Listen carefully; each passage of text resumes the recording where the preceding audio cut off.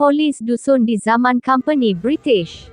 Salah satu dari 3 polis berbangsa dusun di tahun 1911, lengkap dengan senjata api dan senjata tradisional dusun yang disebut gayang. Menurut keterangan gambar, ketiga polis dusun tersebut digambar oleh Prof. A.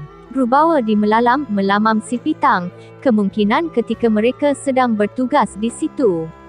Kebiasaan dalam adat kepahlawanan para pahlawan dusun di zaman dahulu, ketika mereka berperang dan berjaya memenggal kepala musuh, rambut musuh diambil dan dilekatkan di gayang mereka.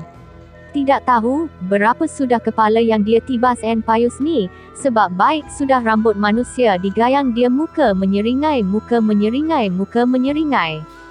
Bangsa dusun di awal kemunculan Company British tidak begitu terlibat dalam bidang kepolisian. Rekod Polis Constabulary Company pada tahun 1898 menunjukkan belum ada polis berbangsa dusun. Polis Company di tahun 1898 sebanyak 460 orang, 72% atau 330 orang berbangsa Indian Sikh, Punjabi, Pathan, H dan 19% atau 85 orang lagi berbangsa Dayak Sarawak, majoriti Iban. Dalam punitive expedition yang dilancarkan pihak company, kaum dusun selalunya bertugas sebagai carrier kulais dan gate bayaran sahaja. Meskipun ada yang menjadi pasukan Company British, itu pun hanya sebagai pasukan bayaran sahaja. Misalnya di dalam Perang Ranau pada tahun 1897, Company British disokong oleh 250 pahlawan dusun dan Iban yang ikut menyerang kubu Mat Saleh di Ranau. Hanya setelah Perang Tambunan pada tahun 1900, barulah banyak kaum dusun yang mula berkhidmat sebagai polis company. Setelah tahun 1900, orang-orang dusun mula direkrut menjadi polis, selalunya dari kalangan orang-orang yang pernah memiliki pengalaman mengikuti perang. Rekrutan polis banyak di kalangan dusun pedalaman, terutama dari Tambunan, iaitu pada pasca Perang Tambunan. Setelah banyak rekrutan baru, Polis Company British kemudian meningkat menjadi 948 orang, di mana 241 dari polis ini adalah dusun dari daerah Tambunan.